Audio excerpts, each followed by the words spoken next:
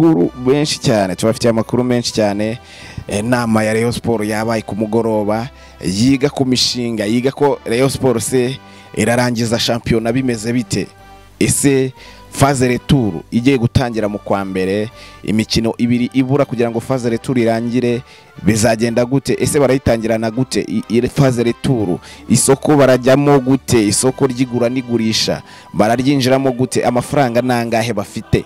Ibyo byose babyicayeho barabiganira muri Rayon Sport, aho tubafitiye iyo nkuru, tubafitiye ese kuri ikipe irajyana ku isoko amafaranga angana iki. Abo wa Maripangu Theodore twagiye tubabwira, abo bita ba Ojera Joaquim, abakinnyi bo hagati bashaka n'umwata kumwe, ese abakinnyi batatu bashaka barajyana isoko, ku isoko barajyana hangahe.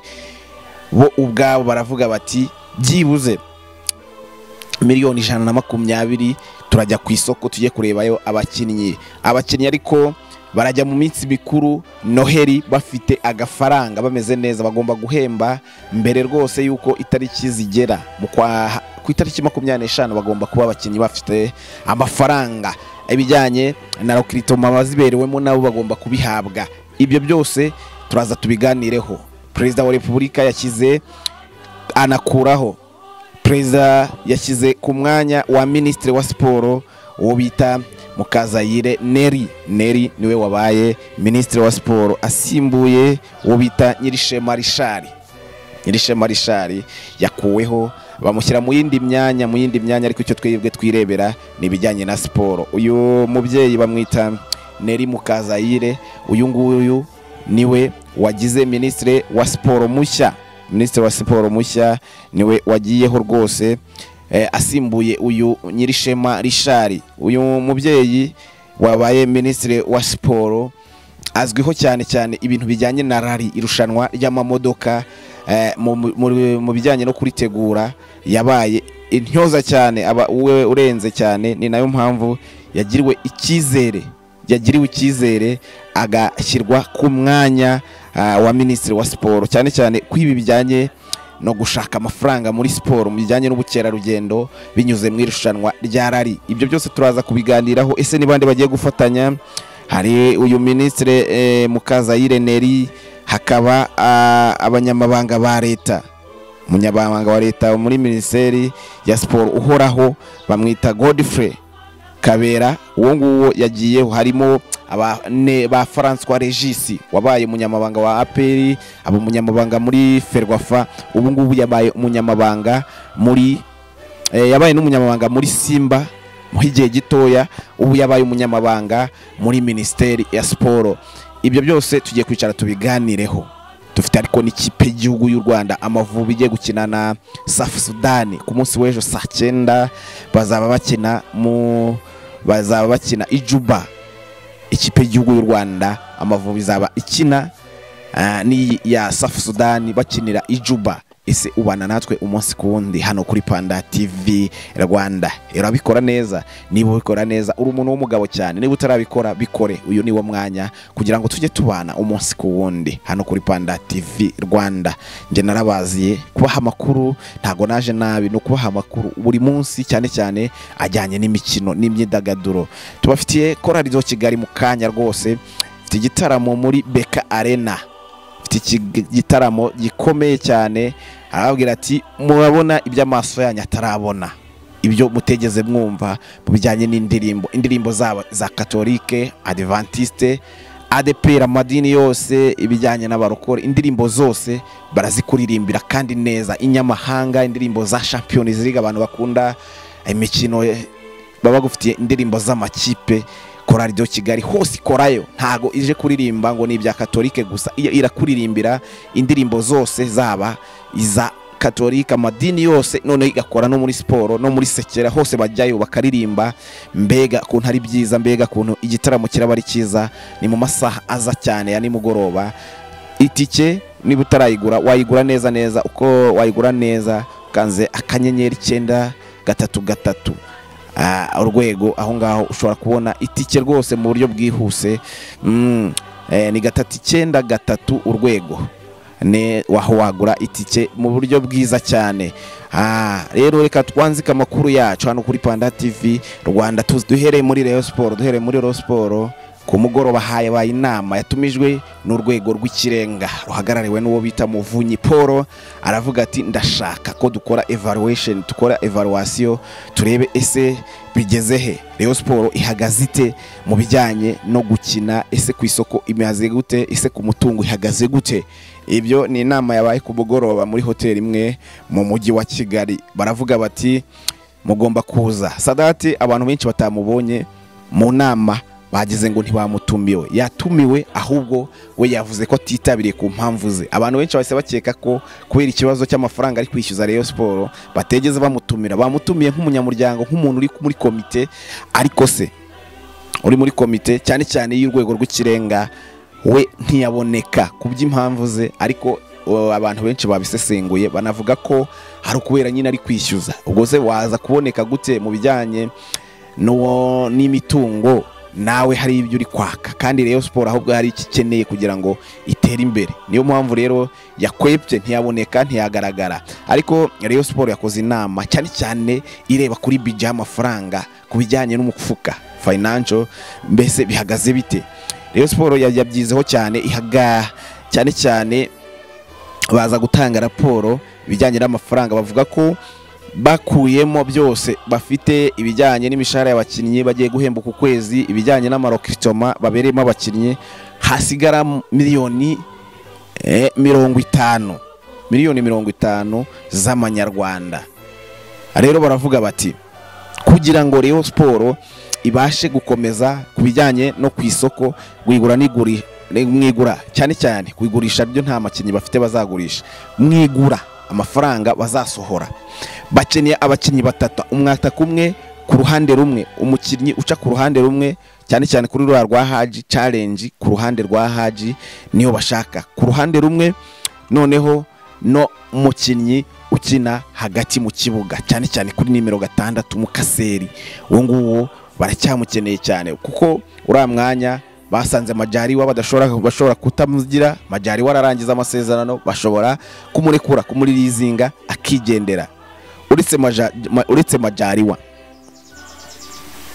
haciyeho Sefu, hacaho Kanamugire Roger, Sefu. Umwe agize ikibazo byahita biba ikibazo, kandi uriya mwanya wabonye ko bahakinishaga Kanamugire Roger, bahakinishaga uyu Haruna Musa Majaliwa agafatanya na Sefu. Byatangiye gutyo, ntagire ukina uriya mwanya ari umwe, bakawukina ari babiri. Ariko biza kuba ikibazo ko umwe yagize ikibazo, Sefu agira ikibazo cyuko atari fit. Baramubwira ati jya gushaka fitness. Hasigara Haruna Musa Majaliwa, haza gukina uyu bita Kanamugire Roger. Ayibyimba wenyine, imbere hari Richard kuri nimero 8. Ariko Muhire Kevin ntiyahinduka. Umwanya rero baravuga bati uyu mwanya tugomba kujya ku isoko tukashyiramo umuntu nimero 6. Uretse nimero 6 hakaboneka umwataka uzafasha Forenganye, uwo bita Charles Bare. Ntago ari ku rwego rwo guhangana mu shampiyona ngatange umusaruro cyane cyane mu bijyanye n'ibitego. Bakavuga ati tugomba gushaka undi muntu, haba Maripangu cyangwa se Maripangu akina nimero 10 cyangwa agakina ku ruhande, agakina ku ruhande rwa nimero 11 aho hajaca. Bakavuga ati naho twashaka umuntu utwika cyane cyangwa se wihuta cyane. Rero icyo nicyo bavugagaho cyane, bareba nicyo nayo proposal umutoza yabahaye. Aravuga ati imyanya 3 byibuze abakinnyi mubongeyeho twatwara igikombe tumeze neza. Rero icyo bakiganiyeho babona ko bagomba kwifatanya, bakwishyira hamwe, bagashaka amafaranga bakayishakamo, batakandashije akanyenyeri abaturage cyangwa se abafana. Nta byo kubakandisha akanyenyeri, bagomba kwicara ubwabo bakayishakamo nk'abantu bagiriwe icyizere n'abafana, ariko nabo bakakibagaragariza nta mafaranga babakuyemo, ahubwo bo bayishatsemo. Bakavuga ati dushobora gushaka nk'ibihumbi 60 by'amadolari, hafi miliyoni 84 z'amanyarwanda. Bakavuga ati aya mafaranga tuyafite tukongeraho aya hafi ibihumbi 50 dufite byakabakaba hafi 120 miliyoni 120 hafi ayo ngayo twajya ku isoko kandi tukabona abakinnyi batatu beza. Rero nicyo bavugezeho cyane, bakitsaho cyane aho bita Gacinya Chance Denis, ababwira ati abakinnyi batatu kuri miliyoni 120 baba barimo beza bameze neza. Rero bakavuga bati icyo ngicyo tugomba kugikoraho cyane bikazagera ku itariki isoko rizafungurira ku itariki 3 z'ukwezi kwa mbere kugera ku itariki 31 isoko mpuzamahanga bazahita bafungura, nabo bahita bandikisha abakinnyi mu buryo bwihuse. Abo bazaba babaguze babahari, ariko isoko ritangira bahita babashyira muri system. Rero nicyo kiriho kugira ngo bahite batangirana n'abandi imyitozo, batangirane n'abandi returu bameze neza. Icyo nicyo twagiye tuvuga, nicyo twagenda tubabwira, cyagiye kivugwaho mu nama. Ariko banavuga ati kuki batakora nanone batahamagara ikipe imwe kuri stade Amahoro, cyane ko byagaragaye ko Rayon Sport abantu bavuga bati ntago yayuzuza yonyine mu Rwanda. Baravuga bati kuki tutatumiza nk'ikipe nka Simba yo muri Tanzania ikaza tukayishyurira byose hano, noneho tukareba ko twakuzuza stade Amahoro twenyine. Nubwo abantu bavuze bati Rayon Sport ntago yakuzuza stade Amahoro yonyine, ibyo byo barashaka nabyo kubikora, ariko nabyo bakabishakira umwanya kugira ngo ubwo bukangurambaga bubeho nk'uko uriya mukino wa APR wabaye, bagakora ubukangurambaga bakuzuza stade, noneho nabyo bibe. Bakavuga bati Simba twayifata ryari, bashaka nabo gukorana ibiganiro Simba yo muri Tanzania ikaba yaza, nabyo bakoze proposal ko nabyo byakwinjiza amafaranga, ariko banakanuzuza stade Amahoro bagaca ku gahigo ko bayujuje nta ikipe yo mu Rwanda ije ngo nayo iyuzuze yishyiremo abafana bayo. Ibyo nabyo babitekerejeho cyane banabiganiraho, n'amafaranga bagomba kuyishaka, ariko banashyiraho ikintu cyo kuvuga ko abakinnyi bagomba kujya muri Noheli bafite amafaranga yabo yose, ari ababereyemo umwenda, ari ababereyemo ibirarane, cyane recruitment bagomba kubihabwa bakajya mu minsi mikuru bameze neza, bahagaze neza. Icyo cyo bakiganiyeho banakitsaho cyane, babona ko bagomba kugishakira umuti Rayon Sport ikajya mu minsi mikuru nayo imeze neza, ariko bagatangira na returu bahagaze neza mu bijyanye n'abakinnyi bongeyemo. Abo ba Maripangu Theodore bavugwaga, abo ba Hojera bose baracyaganirwaho, nta numwe urasinya kubera ko batanze igihe ko bazaba ari bwo bemeye nabo bagiye kureba mu minsi iza, ariko ku matariki ya mbere bakaba ari bwo batangaza ko bemeye gusinyira Rayon Sport. Harimo uwo Maripangu Theodore uvugwa, ariko hakanavugwa n'abandi bakinnyi benshi, harimo uwo mwataka, harimo umukinnyi ukina hagati, ariko hakaba n'umukinnyi uca ku ruhande. Abakinnyi batatu bakaboneka, bityo Rayon Sport igatangira returu ibafite neza. Icyo cyo bakivivuye cyane, banavuga ko bagomba gutwara igikombe cya shampiyona bidakuka bidasubwa. Bavuga ko bagomba gutwara igikombe cya shampiyona, akari cyo babereyemo umwenda abareyo bose, abanyarwanda bose bafana ikipe ya Rayon Sport. Icyo cyo bakitseho cyane, banavuga ko umutoza yarabibasabye abakinnyi batatu bagomba kubamuha, ubundi akabaha igikombe. Ibyo byo ntago turi bubitindeho cyane, reka duhite twihuta cyane tujye muri Ministeri ya Sport. Habayemo impinduka, Ministiri wa Sport arahinduka. Ministiri wa Sport yarasanzwe yitwaga Richard, wari wagiyeho yaravuye mu bijyanye na basket, yari umukinnyi wa Sport wa basket, ariko ari n'umuyobozi wayo, umunyamabanga wayo, aza gushyirwa muri ibi bijyanye na Ministeri ya Sport, ariko ntibitinze arahindurwa, hajyaho uwo twakwita ngo noneho niki mu bijyanye na Sport, mu bijyanye no kwishakira amasoko, mu bijyanye no gukora ubukerarugendo muri Sport, mu bijyanye na rally. Uyu nguyu yagaragaye mu bijyanye na rally nk'umuntu uzi gutegura rally niwe wa mbere, ararenze cyane. niwe watumye na rally ibintu bijyanye n'isuganwa ry'amagare bigiye kubera mu Rwanda. Rero akavuga ati uyu mudamu reka tumushyire kuri iyi myanya kugira ngo asimbure uyu Richard, kuko siporo basanze itwara amafaranga menshi. Bakavuga bati siporo ku buryo itwara amafaranga menshi, ntago dushaka ko siporo yakagombye kuba iyatwara ayo nguko. Uwo bita Regis François wabaye umunyamabanga wa APR, aba umunyamabanga wa Ferwafa, aba n'umunyamabanga wa Simba Sport Club yo muri Tanzania. Uyu nguyu yagizwe umunyamabanga wa ministeri ya siporo. Rero nabonye APRFC yanamwifurije ikaze mu mirimo mishya yabonye nk'umuntu wayibereye SG wayo.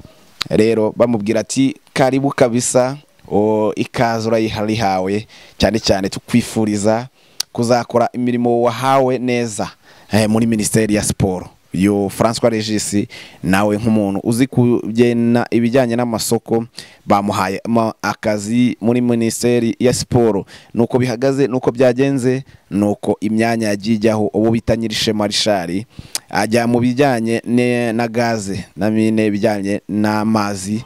Uyu nibyo yagiyemo cyane, ariko se nuko bihagaze. Ikindi twagenda tutababwiye nuko uwo bita Adil nawe agishakishwa, cyangwa se birashoboka ko yazaza muri APR. Igitekerezo bari bageza Adil asaba ko yagaruka muri APR ntago kirangwa cyangwa se ngo gihakanwe, biracyategerejwe ko biranashoboka cyane rwose abafana ba APR ko bashobora kongera kubona Adil watsinze imikino 50 muri shampiyona y'u Rwanda cyangwa se mu Rwanda adatsinzwe. Rero birashoboka, cyangwa se hakaguma uyu mutoza wabo Dakonovic, uyu mutoza wa APRFC.